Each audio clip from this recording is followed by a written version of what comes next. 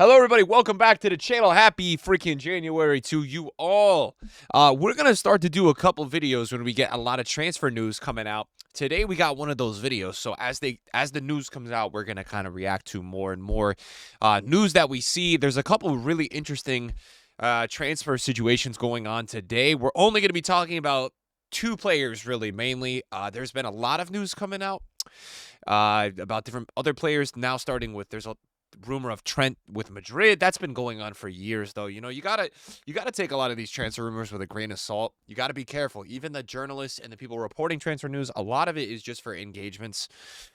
Maybe that's why I'm making this video right now. No, we're gonna break down two transfers that I'm very interested in. One of them is a little surprising. And if you enjoy the video, guys, drop a thumbs up and get in the comments and let me know your thoughts. So the first one that we're going to be talking about is Araujo. Now, before we go any further and talk about this transfer, this rumor, as a player, when Araujo is healthy, when he's playing at his game, I think he's a top 5 center back in the world. That's just my personal opinion. Whatever you want to think, when this guy is on his game and when you get to see him dominate internationally with Uruguay, you get to see how physical of a center back he really is. I put him in the category, and I'll tell you exactly who I'm having him in that category with. VVD, Rudy, Saliba. For me, he's in that tier, right? He's in that level. I think at times, his problem is staying healthy. There's been times on and off he's getting injured, missing games. Over the seasons, objectively, like if you look at over the seasons, he hasn't actually missed too many games. Obviously, he had the massive injury at one of these years, and he's missing some games here and then. But, generally, this season has been the most disappointing one, right, with the injury, and they've really missed him, right? But he's had a couple injuries here and then. You look at his games played, let's say 37 last season, 32 the season before. Really, 21 to 22 is the only season he really played the full amount of games. You compare this with, like, you look at Ter Stegen and the amount of games he's playing. Araujo on a good seasons, one season not missing much, most seasons missing 10 to 15 games. This season though, he's been missing obviously a lot more games.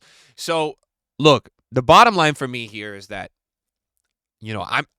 this is a rumor that is coming out now that he's number one, he's on the top of Juventus's list, which to be honest doesn't surprise me. In my opinion, Juve is kind of making quite a comeback. I thought for them, they were going to be looking at a period where they weren't going to be great for a while. And look, they're not great, but they're definitely good. They're one of the hardest teams to beat in Europe overall. And I'm not surprised that a Juventus-type team is trying to sign Araujo. I actually think he's a player that makes sense for that team. So Fabrizio says after this, it all depends on Barca's decision whether they want to sell Araujo or not. No agreement on the new deal. And then it says Hanko remains on Juve's list for June if Feyenoord don't leave. Let him leave now. So they're actively Juventus looking for two center backs. The bottom line for me is this. If you are Barcelona, okay, Araujo is 25 years old. Okay, right now, this is the age that these players in football, between recently, I would say the prime has been a little earlier. We used to see later peaks, later primes. I think the primes are happening earlier now for players. I think it's more 25 to 30. Okay, this guy is entering his prime.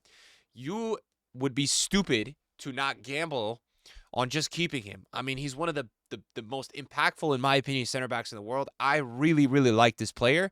So it will be interesting to see what happens in Barcelona's end. Obviously, there's been reports. The Barca fans are now scared that they're going to get rid of Rafinha, all this stuff. We had a situation with Dani Olmo in the registration. There's been a lot of stuff happening in the business side of Barcelona that is just horrible, right? As they've actually been having a good season, as Hansi Flick has been managing them quite well. They're playing good football again.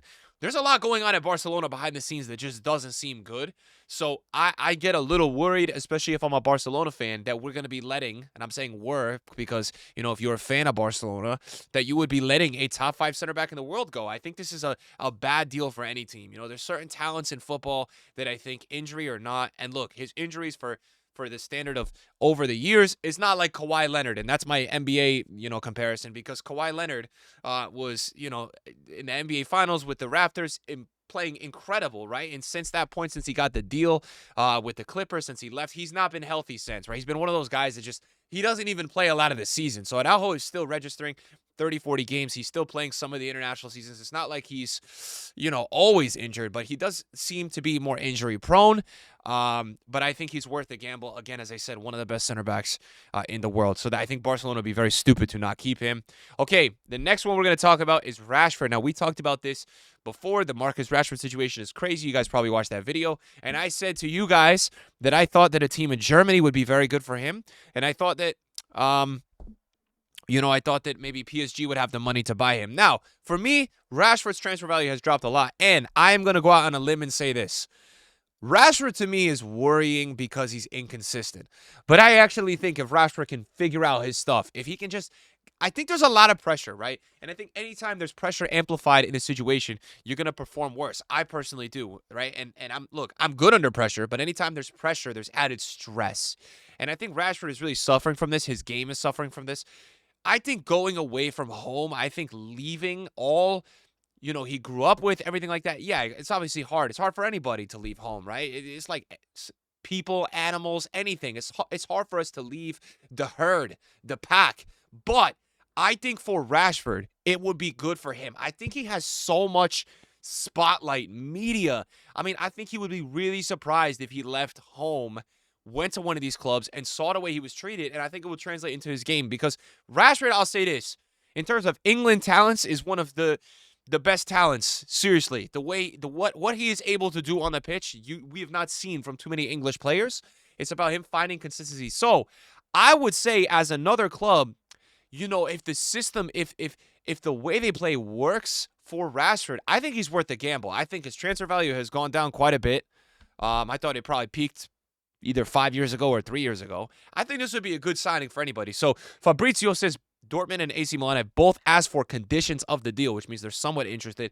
It's come out today that Dortmund are less interested, so it looks like maybe AC Milan, which, look, they have signed a lot of English players over the years, and they just, they've had a rough start to the season, but they're kind of turning it around now. So that's an interesting one to watch out. They have a lot of players, and that's where I'm like, okay, with Leao and Pulisic, is Rashford going to work?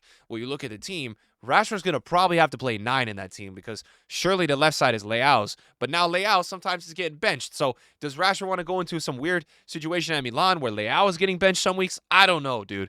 I want to see Rashford go to a team like a Dortmund, like a Bayern, and just have that free attack that he deserves to have without all that pressure. I think he has a chance to really ball out. It says Galatasaray also approached. I would not want that for Rashford. Rashford is too talented. No offense. I think you can make the argument for the Turkish league to be a top 5 league, but I don't want to see Rashford leave Europe at this point in his career.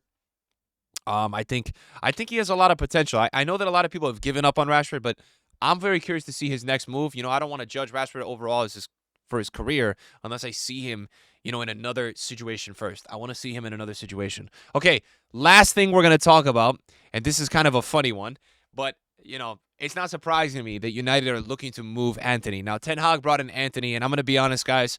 Look, I know people are saying give him time. He's been horrendous, bro. All right? He has been absolutely horrendous. It was a terrible signing. Yes, he did have a season in the Dutch league where he was looking very good. Like, I'll give him that. But in terms of, like, overall actual footballing talent, he has some great technical ability, some great flair, but he's just not a player that's going to contribute, in my opinion, to a winning culture.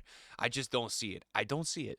So Antony's move to Olympiacos, not considered as a concrete, likely option at this stage of the market. I don't know what's going to happen with this guy, but I think he's going to be out of here, whether it's this year or next year. They will move on from Antony. It will go down as one of the worst signings of all time, 100%. I mean, in my life, I've never seen a player priced at the way they bought Antony and go out there, and perform the way that Antony has. Antony has been. Don't let anybody tell you guys. And look, you guys know on this channel, I'm not like a number one. I'm not a D1 hater. He has been absolutely horrendous. Absolutely horrendous. There's been, meme after meme. I don't know what just happened to my. And we look at Antony, age-wise, right? He's still young, but he's getting older now, right? 24. And look, a lot of these teams will gamble on players when they're, like 21, 22, 20, but Antony's starting to get past that age. And look, for me, it's not been good at United, and it's been getting worse. It's been getting worse. So I think it's time to move on from Antony. Cut your losses. I said this last season, and I think the end all with this, I said cut your losses with Antony. I said get Rashford out. I said this like a year ago, but I think Antony, they just haven't even been able to find a deal. I think a lot of teams are looking at Antony the same ways that we're talking about him in this video. Like, I just think that nobody really wants Antony. So, I don't know. We will see what happens. Anyways, that's going to be the video today. So those are a couple transfer, situations I want to talk about. As more appear, guys, we'll do more on the channel. Guys, give you guys my thoughts. Thanks for watching this one, and we'll see you guys later. Peace.